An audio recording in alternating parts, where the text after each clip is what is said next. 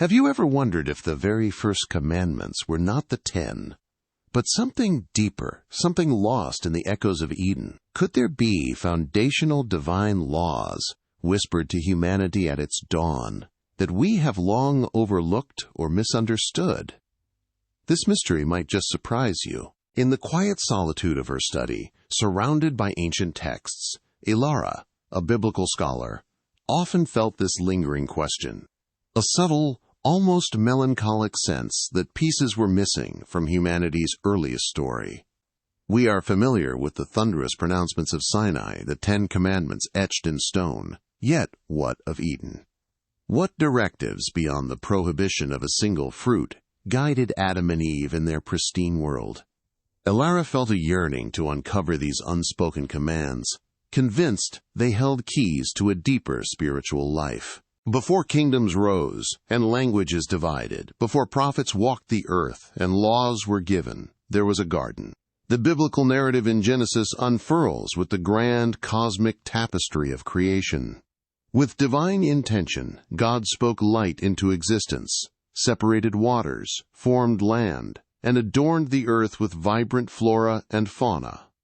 Then, in a meticulous act of profound artistry, he crafted a sanctuary, the Garden of Eden, a paradise of perfection and divine order, where eternity touched the earth and the human story began. According to the ancient writings, God formed Adam, the first human, not from the stars, but from the very dust of the ground. With divine hands, he shaped him, a masterpiece of clay. But Adam did not truly live until God himself breathed life into his nostrils, a breath that carried more than air. It carried spirit, purpose, and identity. This intimate act established humanity's unique connection to both the material world and the divine, a sacred bond forged in the soil of Eden. Once awakened, Adam was not left without guidance. God, in his benevolent wisdom, immediately bestowed upon him foundational mandates. Be fruitful and multiply and fill the earth and subdue it, and have dominion over the fish of the sea and over the birds of the heavens, and over every living thing that moves on the earth. Genesis chapter 1, verse 28.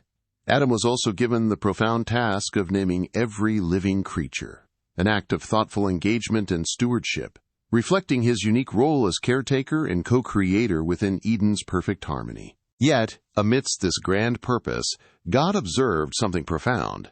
It is not good that the man should be alone. Genesis chapter 2, verse 18. In a moment of tender mystery, while Adam slept, God took from his side and formed a companion, not from dust this time, but from Adam's very bone and flesh, came Eve, the first woman. Adam's joyful recognition, "This at last is bone of my bones and flesh of my flesh," established the sacred foundation of union, partnership, and family. Their relationship was not only the first marriage, but also the first covenant between humanity and God, laying the groundwork for everything that would unfold. Amidst the boundless permissions of Eden, where every fruit-laden branch and verdant leaf was a gift, there stood one singular, unyielding boundary. God, having given Adam and Eve dominion and delight, also set a clear, unmistakable limit. "You may surely eat of every tree of the garden," the Creator declared, his voice a symphony of love and authority. "But of the tree of the knowledge of good and evil you shall not eat, for in the day that you eat of it you shall surely die." This was not a suggestion. It was the first explicit command, the pivotal point of obedience. One tree, one prohibition, a stark, simple choice amidst infinite abundance. How could such a clear instruction be misunderstood? And what profound truth lay beneath its simple words? Elara traced the ancient Hebrew script on her tablet, the words of Genesis chapter 2, verse 17 glowing softly in the dim light of her study. The tree of the knowledge of good and evil.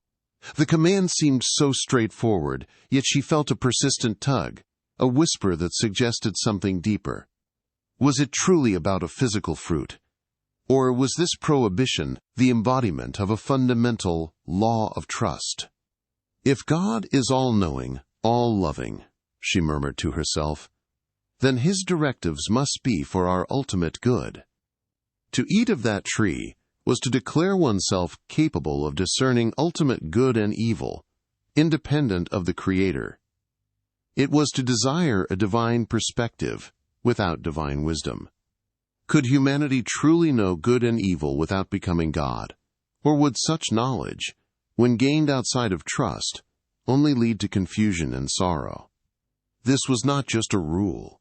It was an invitation to lean into divine wisdom, to trust that God's boundaries were for flourishing, not restriction. But where trust existed, so too could doubt creep in.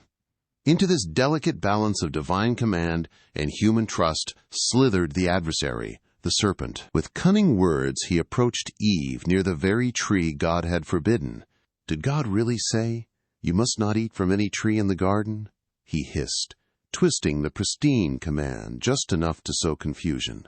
Eve, perhaps eager to clarify, replied, "We may eat fruit from the trees in the garden, but God did say, 'You must not eat fruit from the tree that is in the middle of the garden, and you must not touch it or you will die.'" A subtle, yet critical, deviation. God had said nothing of touching. The serpent seized the opening, promising, "You will not certainly die. For God knows that when you eat from it, your eyes will be opened, and you will be like God, knowing good and evil." The law of trust began to unravel, replaced by the seductive lure of forbidden knowledge and self-exaltation. The choice was made. The fruit, so tempting in its promise of godlike wisdom, was taken. Eve ate, and then offered it to Adam, who was with her, and he too ate. In that singular, irreversible act, the universe held its breath. The immediate consequence was swift and devastating, yet not as the serpent had promised. Their eyes were opened, but not to glorious deity. Instead, they saw their own nakedness, not with innocence, but with searing shame. A profound rupture had occurred. The light of untainted communion flickered, replaced by the chilling shadow of self-awareness and fear. They, who had walked freely with God, now scrambled to sow fig leaves, desperately attempting to cover a truth too painful to bear. Then they hid. From the very presence they once cherished, they fled, their hearts now heavy with dread. The law of trust was not just broken. It was shattered, introducing the bitter taste of shame and the cold grip of fear into the human experience. As the cool of the days settled over Eden, God walked, His presence once a comfort, now a looming inevitability. "Where are you?" He called out, not in ignorance but in profound sorrow, inviting confession. But instead of humble repentance, there was deflection. Adam blamed Eve. Eve blamed the serpent. The pristine law of relationship was already fractured, replaced by accusation and evasion.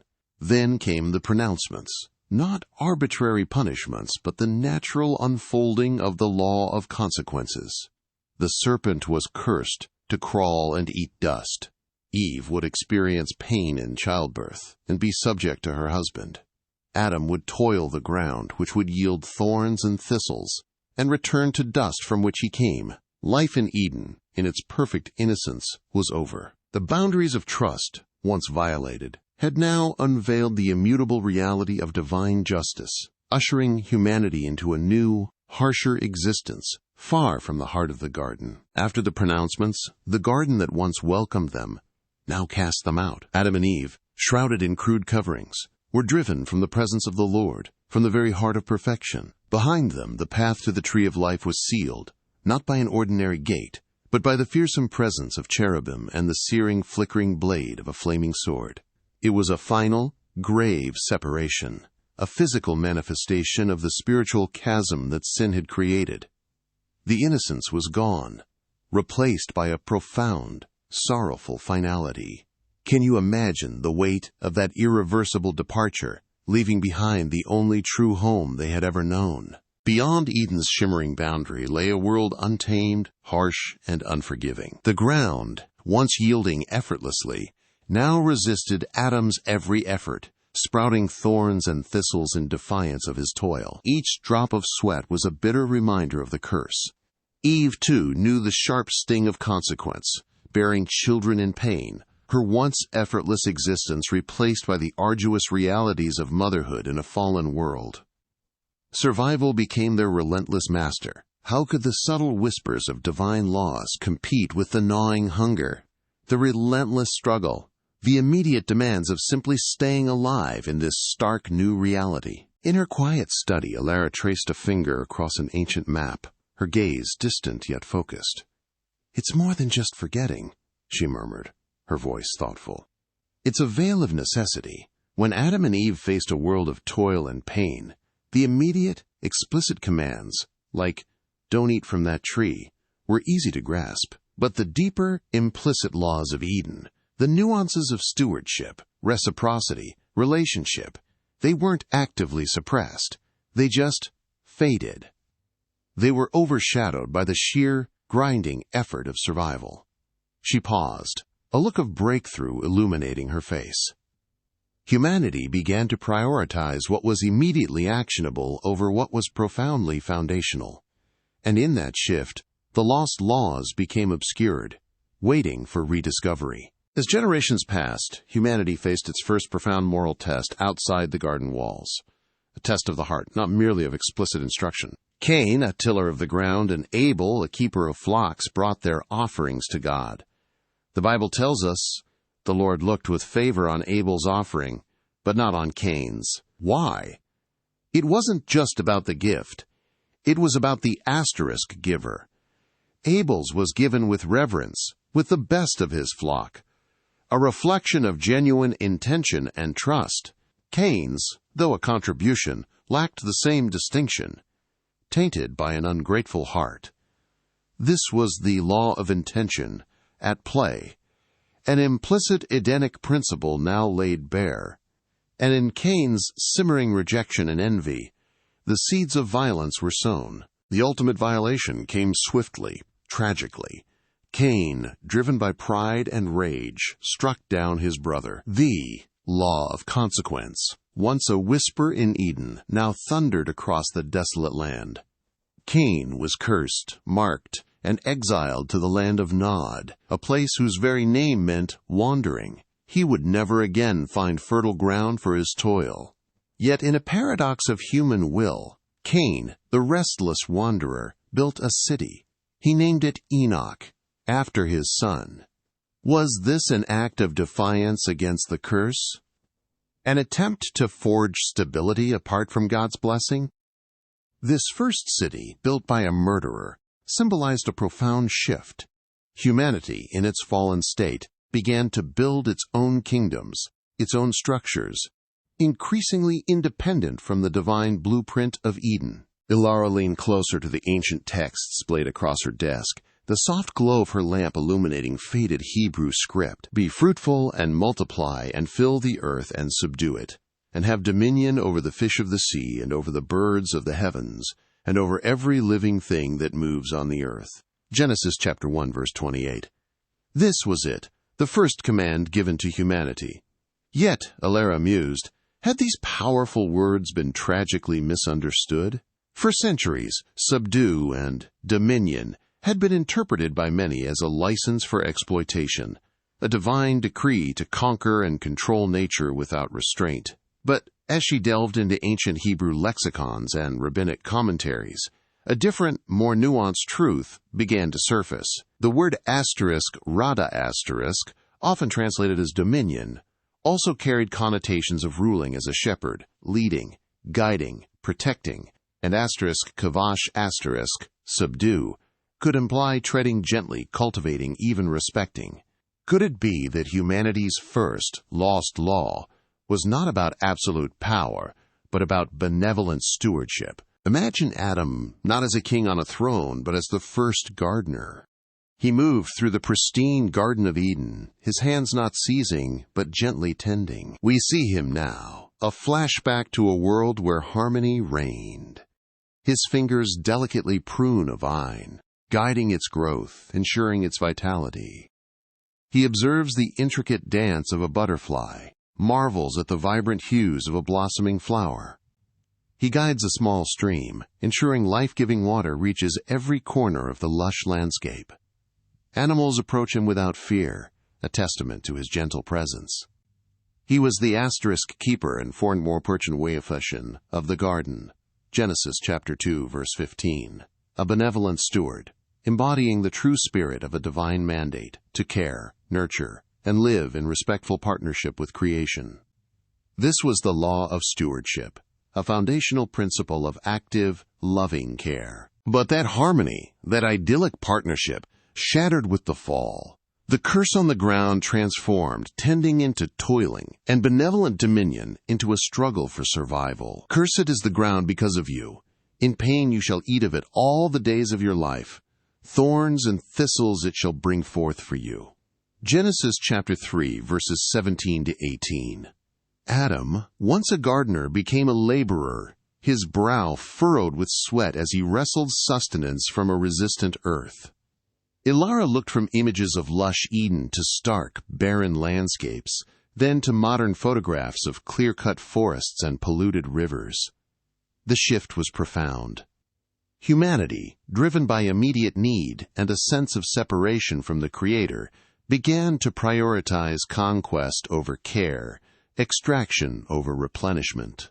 The sacred responsibility of stewardship became obscured by the harsh demands of a fallen world, leading us to the environmental crises we face today. This was the silent consequence of a lost law. Seeking echoes of this forgotten wisdom, Elara ventured beyond her academic texts. She found herself in a quiet, indigenous cultural center, surrounded by artifacts carved from wood, woven from reeds, and painted with natural dyes.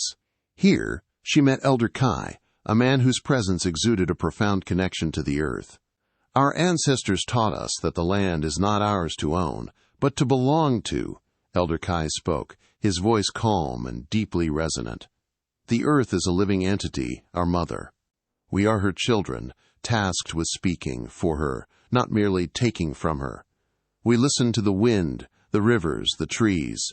They teach us balance, reciprocity. When you take, you must give back. When you use, you must honor.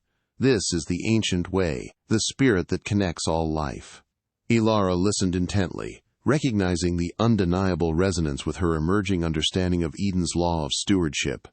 These were not just cultural traditions, they were universal truths, deeply rooted in a reverence for creation. Elara returned to her study, a newfound light in her eyes. The law of stewardship, she realized, was not merely an archaic directive, but a foundational principle for human flourishing and divine honor, a lost law that Jesus himself affirmed. He spoke of parables where good stewards were entrusted with resources, expected to cultivate and multiply them responsibly.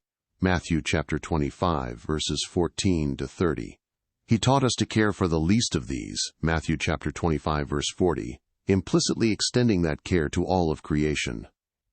Caring for the earth, for our resources, for every living thing is not an optional add-on to our faith. It is an act of worship, an expression of obedience, a profound affirmation of God as Creator. Elara smiled, a renewed sense of purpose radiating from her.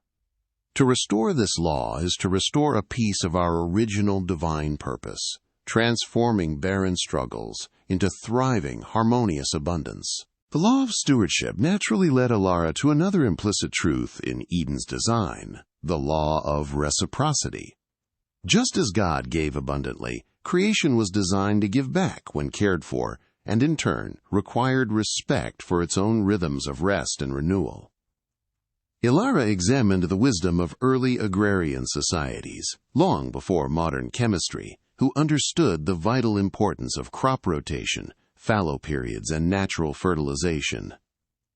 They knew that to demand ceaseless yield without replenishment would eventually exhaust the land.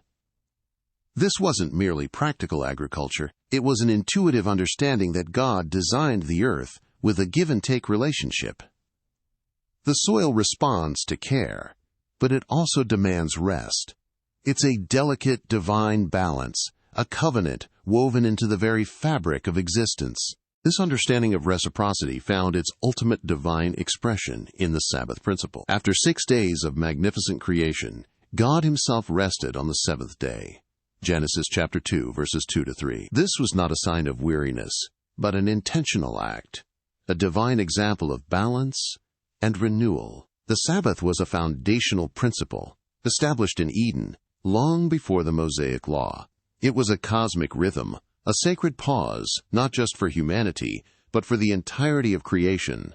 It taught that continuous production without rest leads to depletion.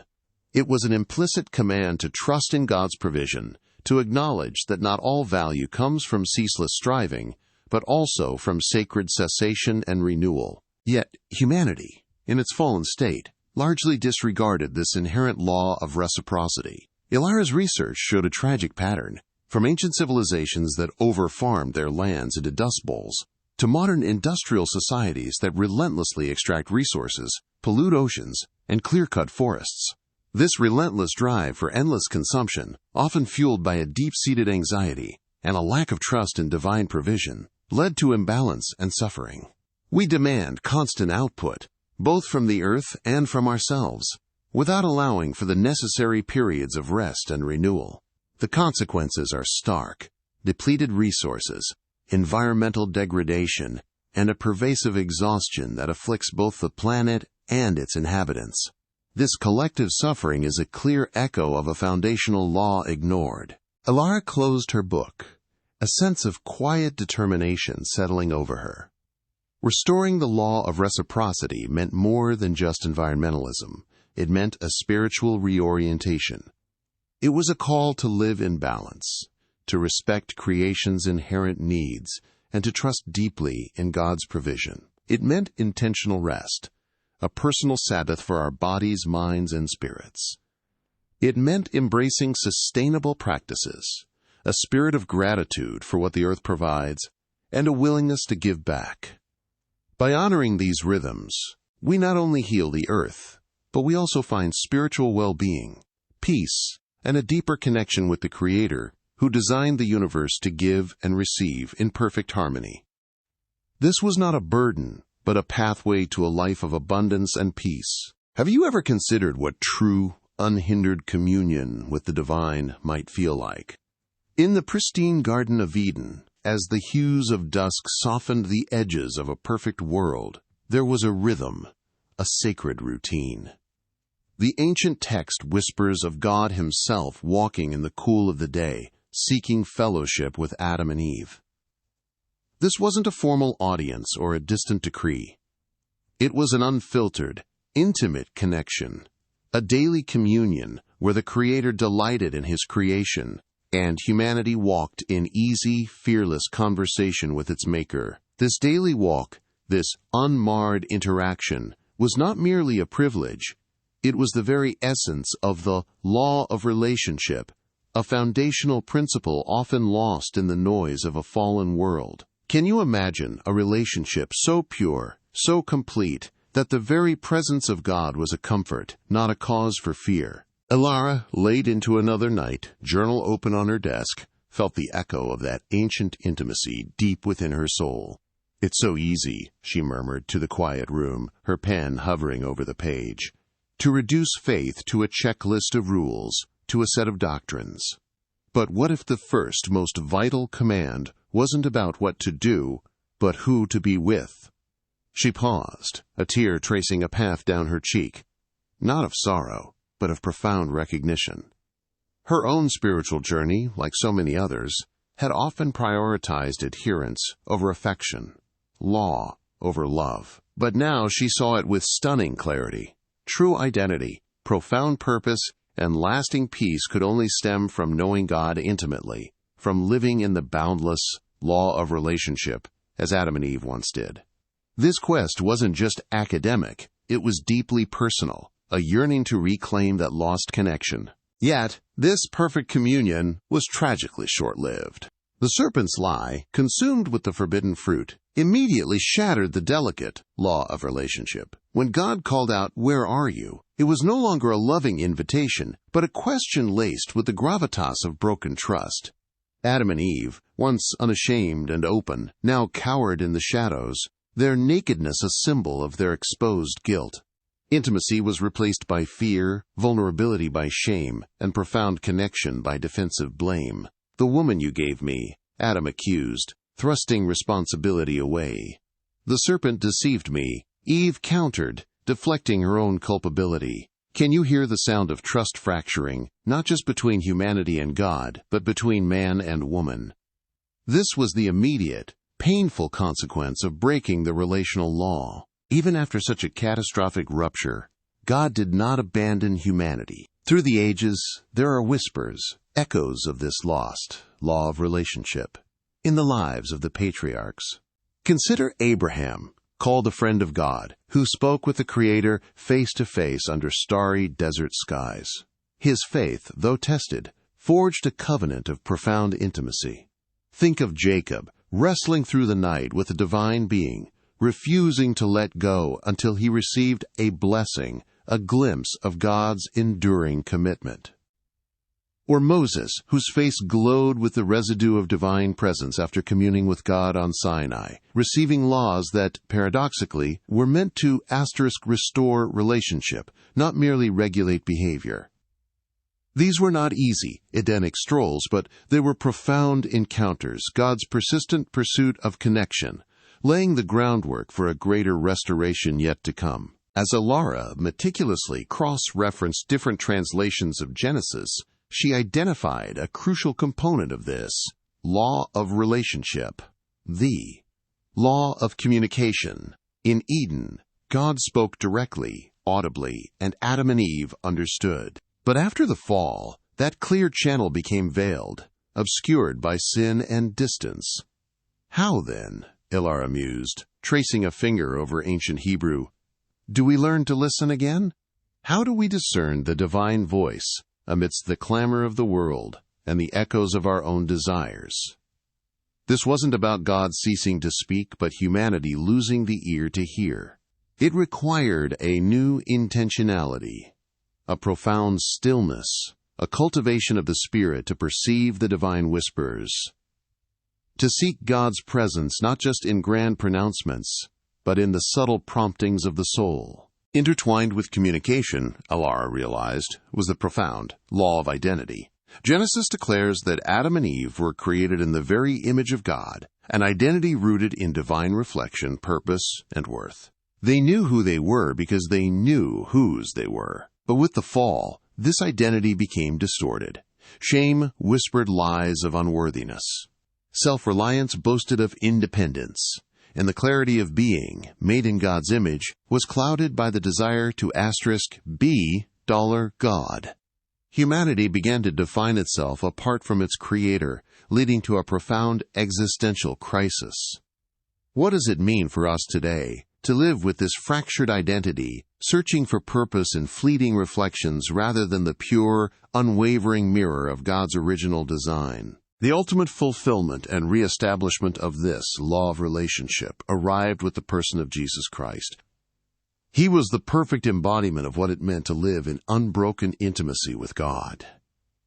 From his baptism to Gethsemane, Jesus lived in constant, perfect communion with the Father, his every word and action flowing from that divine connection.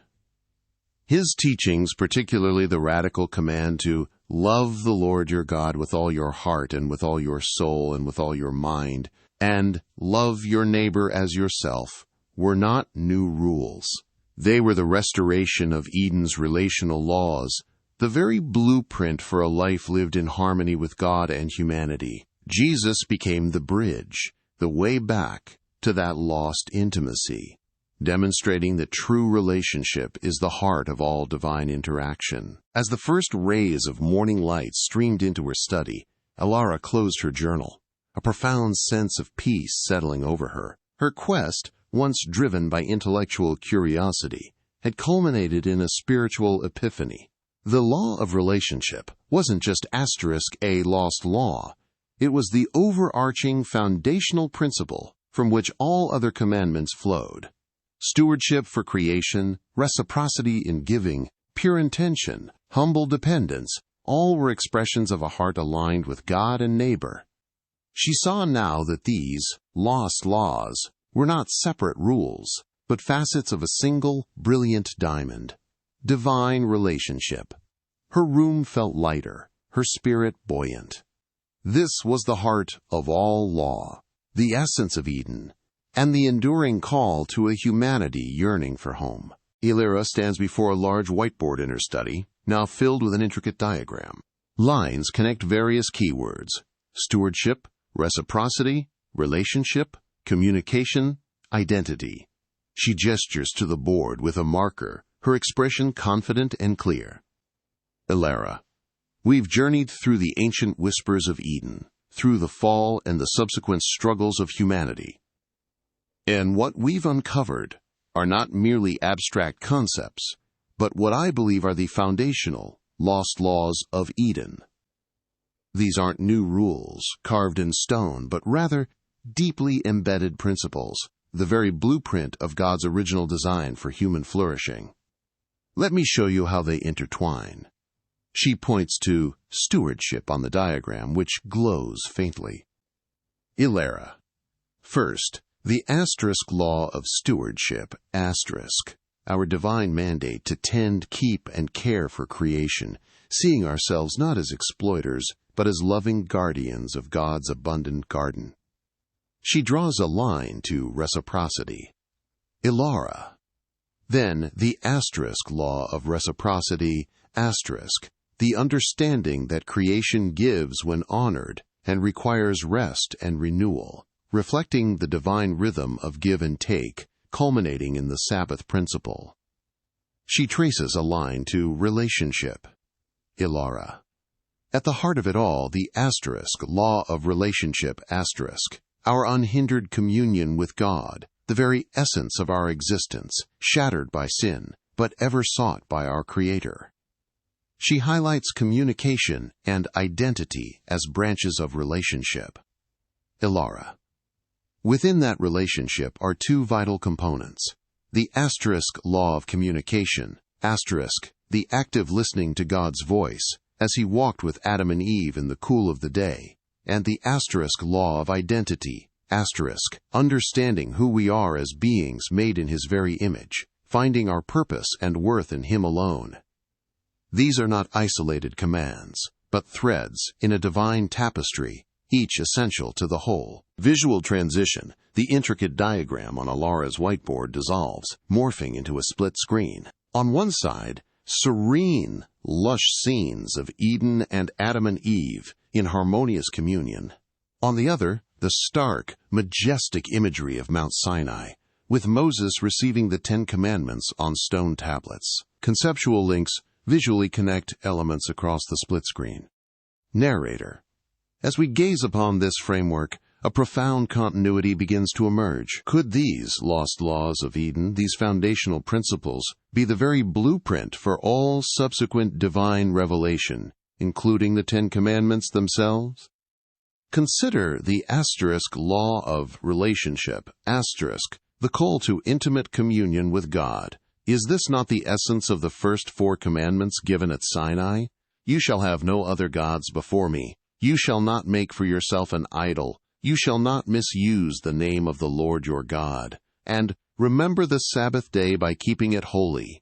These are not merely prohibitions, but invitations to an exclusive, reverent, and intentional relationship with the divine. The visuals shift to show connections between Edenic care and commandments. Narrator. And what of the asterisk law of stewardship, asterisk, and asterisk reciprocity?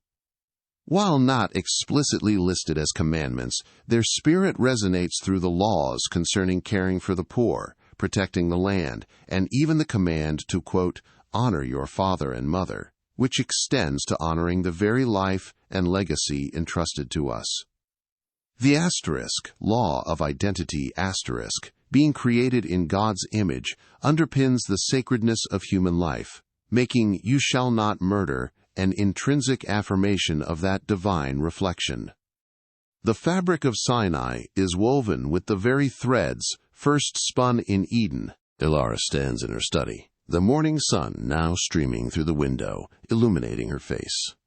Her earlier scholarly intensity has softened into a deep, quiet conviction. She looks directly at the camera, a warm, inviting smile on her face, a sense of profound peace radiating from her. Elara, My journey through these forgotten pathways of Eden has transformed my understanding of Scripture. I once saw the Bible as a collection of stories and laws, sometimes disparate, sometimes challenging to reconcile. But now I see a unifying thread, a consistent divine character and purpose woven through every single page, from the first breath of creation to the final promise of redemption. God's plan, His heart for humanity, has been consistent from the very beginning. The lost laws of Eden are not just ancient history. They are the bedrock upon which all other truths are built.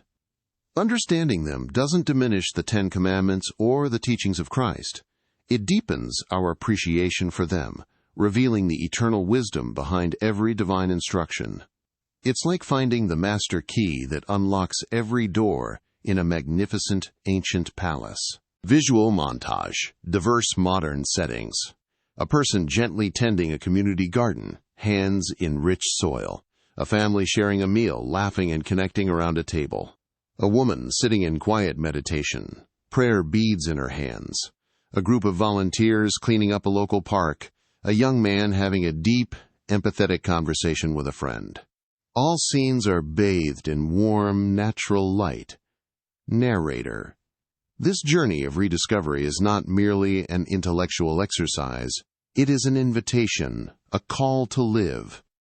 How might these lost laws, stewardship, reciprocity, relationship, communication, and identity reshape your daily life? Do you see opportunities to embody stewardship in how you care for your home, your work, your community, or the very planet beneath your feet? Can you embrace the asterisk law of reciprocity, asterisk by honoring rest, by giving back as generously as you receive, trusting in God's provision rather than endless consumption?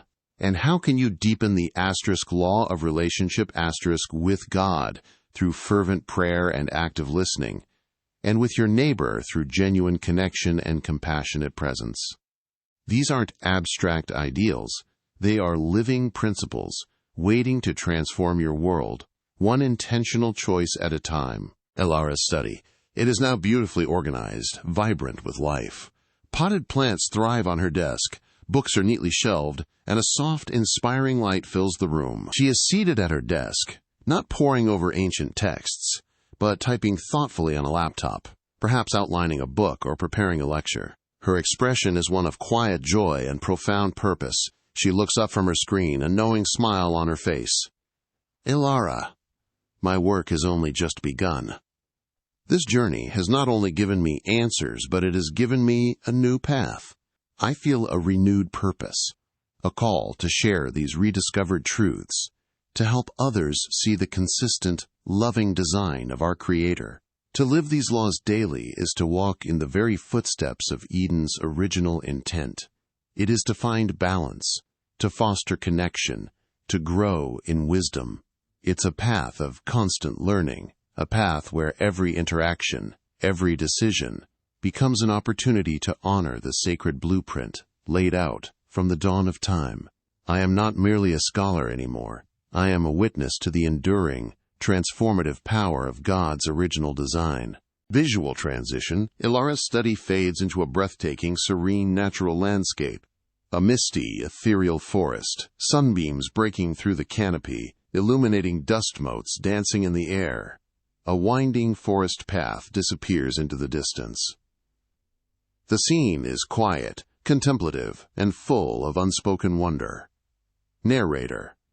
Yet, even with these profound discoveries, questions will always linger. The Bible, in its divine wisdom, often leaves certain details unspoken, certain laws implicit. Why this silence? Why not a complete, exhaustive record of every command, every interaction? Perhaps not every truth is meant to be obvious, laid bare for casual consumption. Some are meant to be sought, pondered, and uncovered over time, inviting us into a deeper, more active engagement with the divine. This very silence, this profound space between the verses, encourages active faith. It compels us to rely not just on intellect, but on the guiding presence of the Holy Spirit, to illuminate understanding, to reveal the depths of God's heart that words alone cannot fully convey. It is an invitation to lean in, to listen, and to trust. Visual. A lone figure walks along a winding, unpaved path that stretches into the distant, hazy mountains. The path is clear but not fully mapped, suggesting a journey with an unknown but ultimately purposeful destination. The traveler moves with a quiet confidence, a sense of peace despite the unseen turns ahead. Narrator. For faith is not built on knowing every name, decoding every mystery, or having a perfectly mapped-out understanding of every detail. Faith is built on trust. It is the assurance that even when the road isn't fully explicit, the guide is trustworthy. The Bible's ultimate purpose is not to satisfy every curiosity, but to draw us closer to the Creator. It is a sacred invitation to walk with Him, even when the path ahead seems shrouded in mist, even when the answers we seek remain just beyond our grasp. The greatest revelation is not a fact, but a relationship. And in that relationship, we find not just answers, but a peace that surpasses all understanding. Visual. A serene, contemplative space.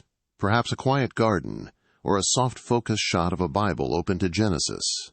Text overlays appear on screen with the following questions, slowly fading in and out. The narrator's voice is warm and inviting. Narrator. Now we turn to you. After this journey into Eden's lost laws, what resonates most deeply within your spirit? Which of these foundational principles, stewardship, reciprocity, relationship, communication, identity, speaks to you most powerfully in this moment? How might you, in your own life, begin to live out that particular lost law this week? Perhaps it's a new commitment to caring for creation, a dedication to intentional rest, a deeper pursuit of intimacy with God, or a clearer understanding of your identity in Him. We believe your perspective truly matters, and your insights enrich our collective understanding. Leave your thoughts in the comments below. Let's continue this conversation together. The narrator appears directly addressing the camera with a warm, genuine smile. The background is soft and inviting, perhaps a subtle channel branding visible. Narrator. Thank you so much for joining us on this profound journey into the lost laws of Eden. It has been an honor to explore these ancient truths with you. If this story has inspired you, challenged you, or given you something new to ponder, please don't forget to like this video, share it with someone else who seeks to deepen their faith, and subscribe to our channel for more thought-provoking content. May the wisdom of God illuminate your path, the peace of His Spirit fill your heart, and the love of His Word guide your every step, always. God bless you. Have you ever considered that every choice, no matter how small, sends ripples across time, creating an inescapable chain of events? What if this profound truth, this universal principle, was one of the very first lost laws established at the dawn of creation? Elara, poring over ancient texts, felt a profound connection between God's perfect design and the immediate, shattering impact of humanity's first disobedience. She saw it not merely as punishment, but as the unveiling of a fundamental cosmic order, the law of consequence. The moment Adam and Eve chose to defy God, Elara mused, tracing a finger across a diagram showing dominoes falling in perfect sequence, they didn't just break a rule, they activated an immutable law. The forbidden fruit wasn't just a physical object, it was a spiritual trigger. The consequence? Death. Not just physical death, eventually, but an immediate, spiritual separation, a severing of intimacy with their Creator. This was the first domino to fall, initiating a cascade that would echo through all of human history. The vibrant imagery of Eden, once glowing with life, now seemed shadowed by the stark, dark silhouette of the forbidden fruit, its consequences spreading like an unseen blight. And so, after the fruit was eaten, after the shame and the hiding, God walked in the cool of the day, seeking fellowship where only fear now resided. His voice, once a melody of love, now carried the weight of justice. The pronouncements that followed in Eden were not arbitrary acts of vengeance, but the direct, undeniable outworking of the law of consequence. To the serpent God declared, "Because you have done this, you are cursed above all livestock and all wild animals. You will crawl on your belly, and you will eat dust all the days of your life." Genesis chapter 3, verse 14. Can you imagine the immediate, visceral transformation? To Eve, the consequence of her choice was multiplied pain in childbirth and a struggle within her relationship. To Adam, the ground itself, once a source of effortless provision, would now yield its harvest only through painful toil and sweat of your brow. Genesis chapter 3, verses 17 to 19. Thorns and thistles would mark the land, mirroring the thorns now in their hearts. Yet, even within this severe justice, a profound glimmer of hope was woven. The proto-evangelium, the first gospel, was whispered. The seed of the woman would crush the serpent's head. A subtle cross flickered in the distance, promising redemption even in the darkest hour of consequence. The echo of Eden's consequences reverberated powerfully in the story of Cain. He stood at a crossroads, warned by God himself that sin was crouching at your door.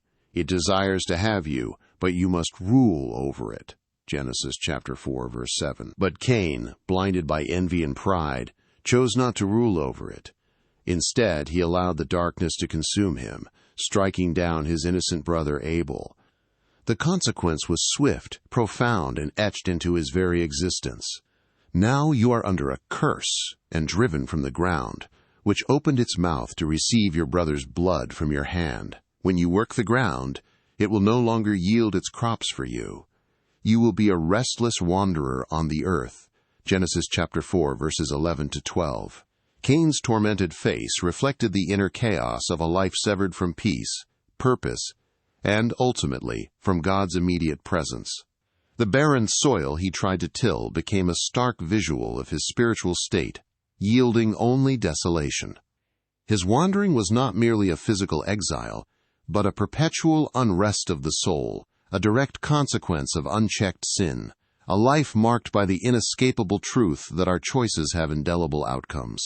Elara traced her finger across a sprawling web diagram on her desk, connecting the initial act in Eden to the escalating violence and division that followed in humanity's early history. The law of consequence, she articulated, her voice grave but clear, is not limited to individual acts, nor does it conclude with immediate judgment. It forms an inescapable web, extending its threads through generations and across entire societies. She pointed to the lines radiating from the fall node. The envy that festered in Cain, the violence he enacted, these weren't isolated incidents. They were consequences of the broken law of relationship, of lost humility, of distorted intention, all spiraling from the original disobedience. This created a legacy of strife, of fractured families, of the very strongholds we still see today. Elara leaned back, a thoughtful expression on her face. This law teaches us profound accountability. Every action, every word, every choice we make or fail to make weaves into this tapestry, affecting not only ourselves but those around us, and even those yet to come. It's a stark reminder of the interconnectedness of all things, a truth humanity began to forget the moment they turned from Eden. The law of consequence reached its most cataclysmic expression in the Great Flood. Imagine a world so utterly consumed by wickedness, so steeped in violence and corruption, that God himself was grieved to his heart. Genesis chapter 6, verses 5 to 6 tells us, "The Lord saw how great the wickedness of the human race had become on the earth, and that every inclination of the thoughts of the human heart was only evil all the time. The Lord regretted that he had made human beings on the earth, and his heart was deeply troubled." This was not an arbitrary act of divine wrath, but the ultimate, just consequence for humanity's pervasive rejection of his laws, his goodness, and his very being. Dark, stormy skies gathered, waters rose with terrifying force, and the earth was engulfed. It was a global consequence for global sin. Yet, even amidst the roaring deluge, the ark, a solitary beacon, floated on the churning waters, a testament to God's enduring mercy, to the promise that even in cataclysmic judgment, a remnant of hope, a path to a new beginning, is preserved for those who heed his call. But the law of consequence isn't just a dramatic historical narrative. It plays out in the quiet, often overlooked moments of our daily lives. Have you noticed how a kind word, spoken genuinely, can ripple outward, brightening someone's day, fostering connection, perhaps even sparking a chain of generosity? Conversely, a harsh retort, a moment of impatience, can wound, create distance, and leave a bitter taste that lingers far longer than the fleeting anger itself. Consider the consequence of diligence versus laziness, of truthfulness versus deceit, of selflessness versus selfishness. Each choice, seemingly small in the grand scheme, generates its own unique set of outcomes. A commitment to healthy habits yields vitality. Neglect brings illness. Integrity builds trust. Dishonesty erodes it. The law of consequence teaches us that we are constantly sowing seeds, and we will, without fail, reap what we sow. It's a profound, ever-present reality that links the grand biblical narrative directly to our personal responsibility, inviting us to live with greater mindfulness and intentionality. Elara leaned back in her chair, a sense of peace settling over her study as morning light began to fill the room. The law of consequence, she concluded, a thoughtful expression gracing her face, is not God's punitive burden, but his patient instruction. It is a powerful tool for wisdom and growth, far beyond mere punishment. She reflected that understanding these immutable consequences allows us to make wiser choices, to anticipate outcomes, and most importantly, to embrace repentance when we stray. It's in facing the natural results of our actions that we learn, that we grow, and that our hearts are often turned back to the one who knows the true path. God, in his infinite mercy, often allows consequences to teach us, to refine us, and ultimately to draw us closer to him. It's a testament to his loving kindness that even our failures can become stepping stones to deeper faith if we allow the law of consequence to illuminate our path towards repentance and transformation. Elara's study, a sanctuary of flickering lamplight and ancient texts, now focuses intently on the familiar story of Cain and Abel. She traces the lines of Genesis chapter 4, her brow furrowed in concentration. We often remember the tragic outcome, she begins, her voice thoughtful. The first murder, the blood crying out from the ground. But what if the true lesson, the lost law, hidden within this devastating narrative, lies not in asterisk what was offered, but in asterisk how it was given? In the very intention of the heart? She leans forward, her gaze intense. Cain brought an offering from the soil, the fruit of his labor. Abel brought the firstborn of his flock, the best, presented with reverence. The Bible tells us God looked with favor on Abel and his offering, but not on Cain's. Why? It wasn't about the asterisk gift itself, was it? It was about the asterisk giver. It was about the heart's disposition, a foundational principle established long before written law, the law of intention. A split screen shows Abel's face, earnest and devout, as smoke rises to heaven, contrasting with Cain's scowling, resentful expression as his offering lies flat. Even in Eden's earliest echoes, God valued the internal disposition over the external ritual, a profound spiritual principle, often overlooked, yet critical to understanding true worship. Imagine, if you will, the pristine Garden of Eden once more. Adam and Eve, still untouched by the knowledge of sin, walked with God in the cool of the day. Their worship wasn't a formal ceremony or a duty to be fulfilled. It was a natural, joyful outpouring of a heart completely devoted. With uplifted hands, surrounded by the vibrant beauty of Eden, they communed with their Creator in uninhibited praise and deep gratitude. This was the pure, unburdened ideal of the law of intention in its original form, a heart fully aligned with God, free from obligation, offering itself in sheer delight and love. There was no striving, no performance, just perfect resonance between the created and the Creator. Can you feel that longing for a devotion so simple, so profound?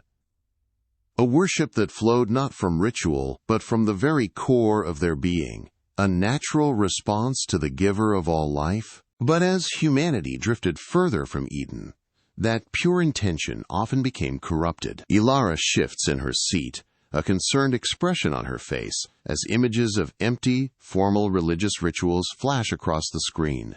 Elaborate ceremonies devoid of genuine spirit, people going through motions, their faces blank. How easily we fall into the trap, Elara muses, of prioritizing the external act over the internal heart. We see it throughout history, and frankly, in our own lives sometimes. We perform religious duties, attend services, even give offerings. But is our heart truly engaged? Is our motive pure, or is it for show, for self-righteousness, or simply out of habit? She sighs, her gaze sweeping over images of ancient temples and modern empty pews. This deviation from the law of intention, this forgetting of Eden's emphasis on the heart, has led to countless instances of religious hypocrisy and superficial worship. It begs us to ask, are we truly seeking God, or merely going through the motions of faith? Yet, even as humanity stumbled, the thread of the law of intention was never fully broken. Elara turns to ancient scrolls, pointing to passages from the Old Testament. Consider the Mosaic Law, she explains, a detailed framework of rules and rituals given at Mount Sinai. On the surface, it might seem like a system of external acts. But look deeper, and you'll find prophets like Samuel and Isaiah consistently reminding Israel that God desired obedience and a contrite heart far more than mere sacrifice. Elara quotes, "Has the Lord as great delight in burnt offerings and sacrifices as in obeying the voice of the Lord? Behold, to obey is better than sacrifice, and to listen than the fat of rams." 1 Samuel chapter 15, verse 22. She highlights another verse, "For I desire steadfast love and not sacrifice, the knowledge of God rather than burnt offerings." Hosea chapter 6, verse 6. These weren't just new ideas, Elara clarifies. They were echoes of Eden, a continuation of the divine principle that the asterisk Y behind our actions matters profoundly to God. The spirit of the law, not just the letter, was always his focus. The ultimate expositor of this law of intention arrived in the person of Jesus Christ. The narrator's voice deepens. Images of Jesus teaching on a hillside fill the screen.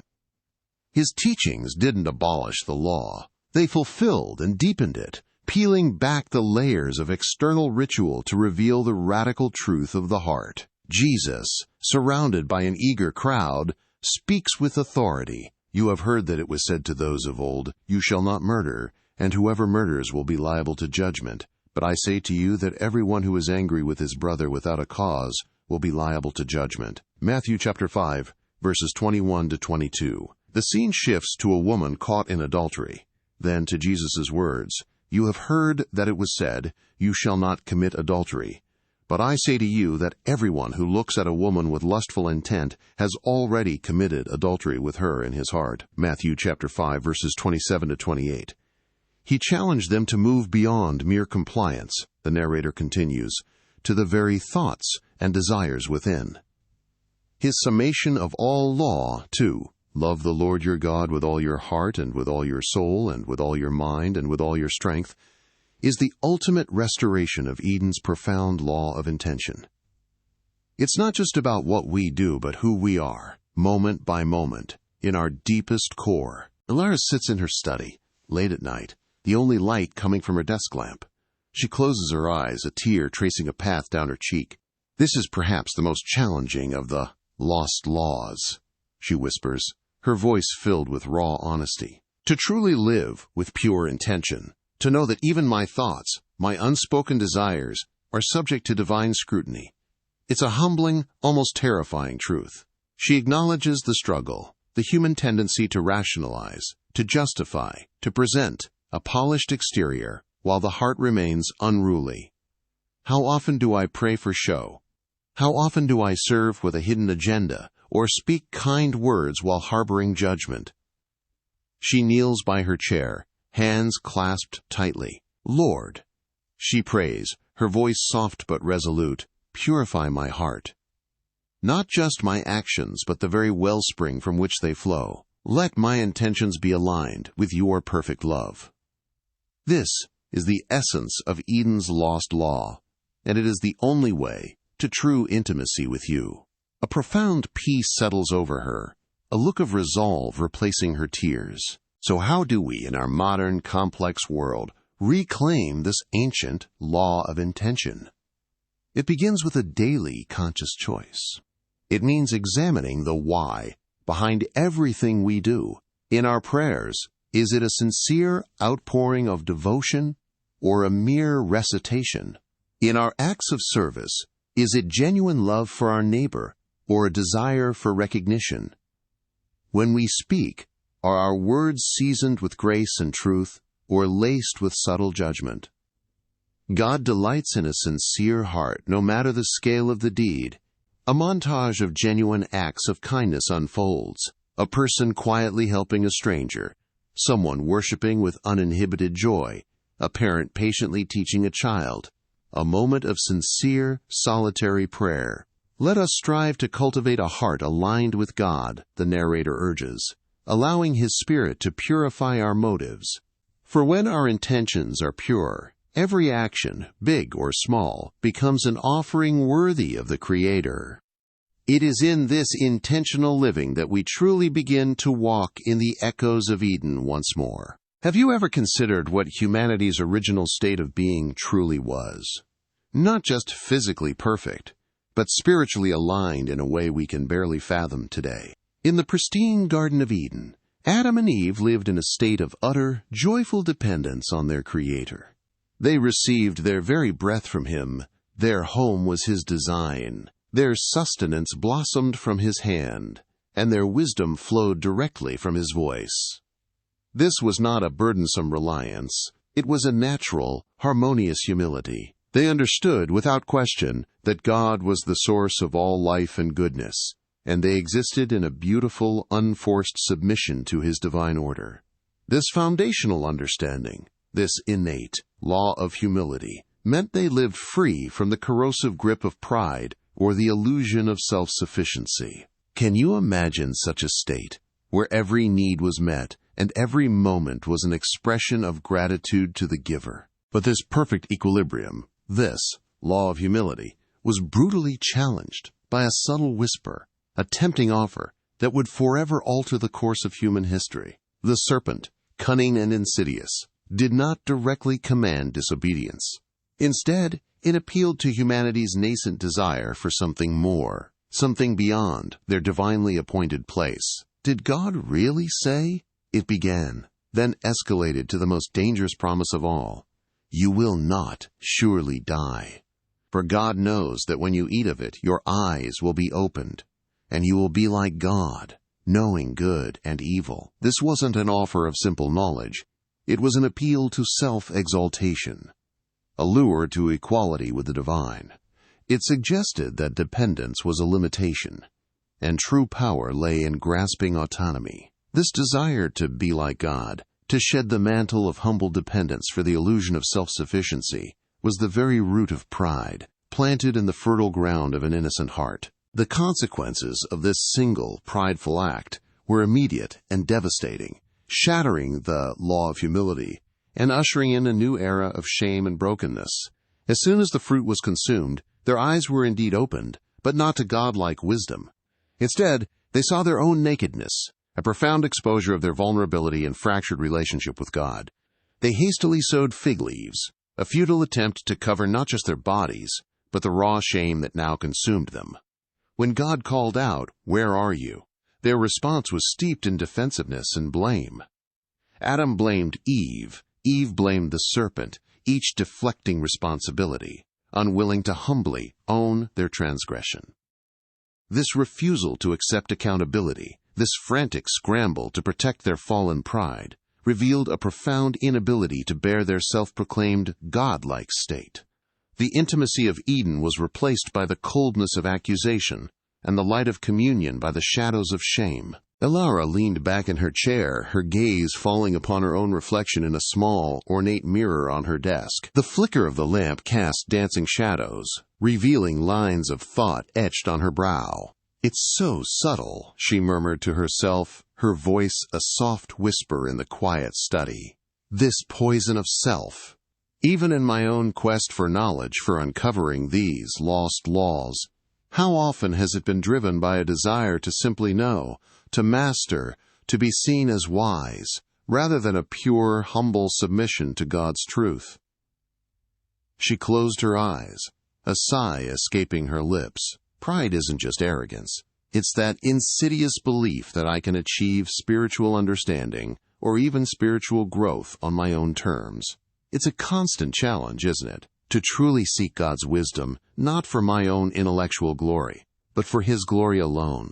She brought her hands together, a quiet gesture of surrender and humility, understanding that genuine spiritual insight always begins with acknowledging one's own limits and God's boundless grace. The law of humility was not just a personal principle.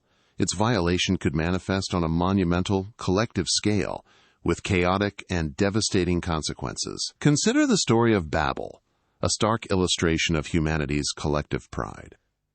Driven by an ambition to make a name for themselves and to build a tower that would reach into the heavens, humanity directly challenged God's sovereignty.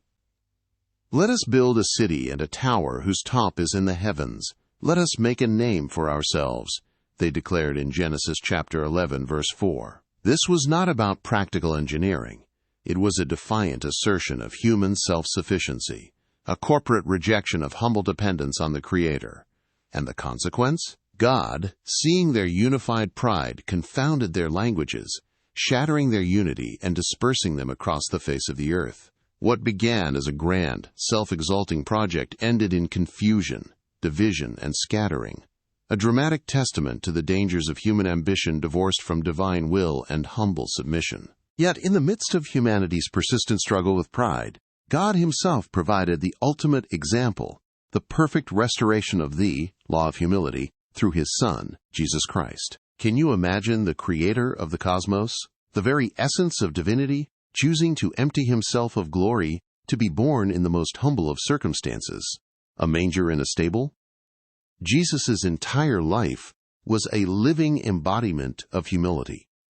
He served others, washing the feet of His disciples, associating with the marginalized, and consistently deflecting praise back to His Father. His ultimate act of humility was not just His birth or His service, but His willingness to suffer death on a cross, the most shameful and excruciating form of execution. This was God in human flesh, demonstrating profound, sacrificial humility, a complete contradiction to the human pride that first led to the fall. He became the very path back to a humble, dependent relationship with God. A soft golden sunlight now filled Elara's study, illuminating the cross hanging on her wall. A quiet peace settled over her face as she looked at it, then at the small, flourishing plant on her windowsill, a gift from Elder Kai. Humility, she reflected, her voice clear and strong, is not about self-abasement, but about truthful understanding. It's knowing my true place before God and before others. It's the path to genuine wisdom, to authentic relationship, and to a life of true purpose. Her journey had stripped away layers of intellectual pride, revealing a profound truth. The law of humility was the gateway to intimacy with God. With a renewed sense of resolve, Elara committed to living a life marked by dependence on God's grace and selfless service to others. A life that finally echoed the original, beautiful design of Eden.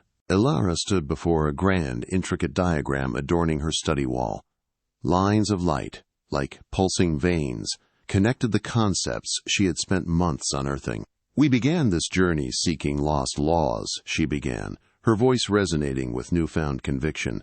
"But what we've discovered is not a collection of isolated rules, but a unified tapestry, a complete blueprint for human flourishing. Look closely. Stewardship, reciprocity, relationship, communication, identity, consequence, intention, humility. They are not independent threads. Neglect one, and the fabric weakens. Embrace them all, and watch how they reinforce each other, creating a holistic, vibrant pattern." She traced a glowing line from relationship to communication, then to identity. Our identity, rooted in God, allows for genuine communication, which deepens our relationship with Him and each other. And from that deep relationship flows pure intention, leading to humble stewardship of all He's entrusted to us.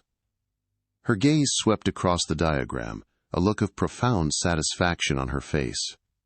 This is the divine design, shattered and forgotten, yet always waiting to be rediscovered. Can you imagine a world where these principles are not just understood but lived?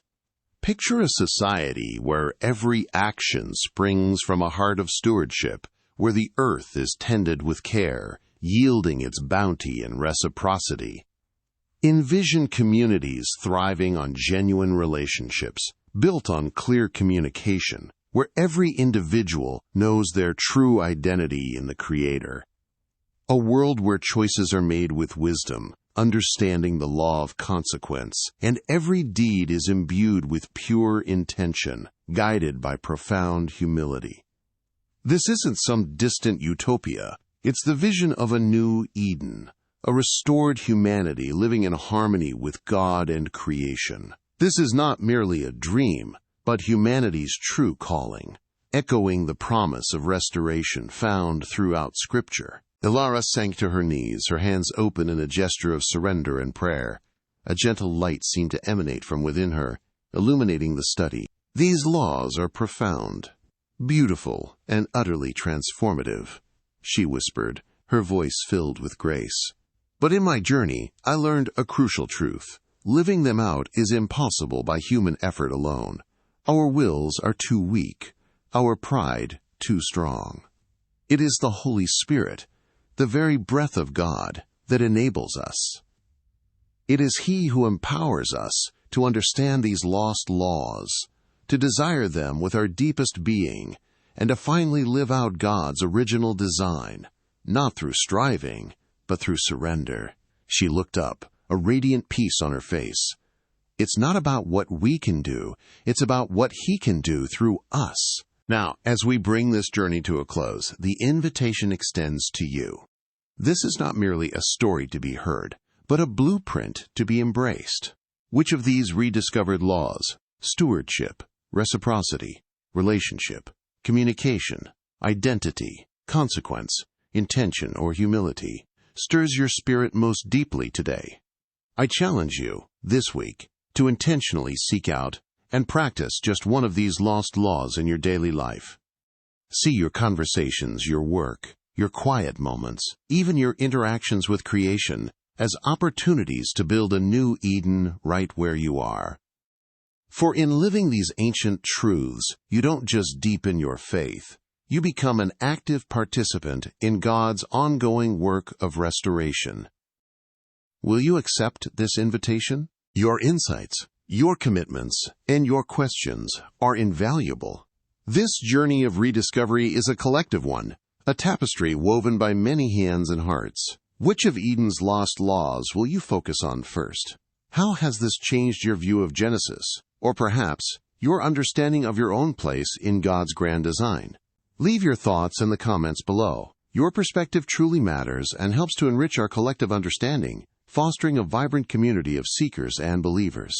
Let us share this journey, learn from one another, and grow together in the wisdom of these forgotten truths. Thank you so much for joining us on this profound exploration into the lost laws of Eden. It has been an honor to guide you through these ancient mysteries and connect them to the living truth of God's unchanging heart. May the wisdom of these rediscovered principles guide your steps, illuminate your path, and deepen your walk with the Creator. May you experience His enduring presence in every aspect of your life, living out His original design for flourishing and intimacy. If this story inspired you or gave you something to ponder, don't forget to like the video, share it with someone who might be curious about biblical history, and subscribe for more thought-provoking content. God bless you, and may you continue to live in His wondrous presence always. Beyond the realms of duty and devotion, what if another profound principle, a lost law, was woven into the very fabric of our being from the dawn of creation? Have you ever considered that the impulse to create, to innovate, to bring forth beauty and order might not just be a human trait, but a divine mandate. Elara, surrounded by the quiet hum of her study, her gaze sweeping over shelves adorned with ancient scrolls, modern art, and intricate scientific models, knew this to be true. God's very first act was creation. She mused, picking up a shard of ancient textured pottery. He didn't just command things into existence. He crafted them with intention, with beauty, with an overflowing generosity of spirit. And in making us in His image, He instilled that same divine spark within humanity. Adam's very first task, beyond tending the garden, was to name the animals, an act not just of classification, but of giving identity, a foundational exercise in creative thought and expression. This was the nascent stirring of the law of creativity, a whisper from Eden that still echoes within us. Imagine Adam, not merely a passive recipient of Eden's bounty, but an active participant in its unfolding beauty. In those pristine days, before the shadow of sin fell, Adam moved through the garden not just as a caretaker, but as a gentle co-creator. We envision him, perhaps, thoughtfully arranging smooth river stones to guide a small stream, enhancing its gentle murmur.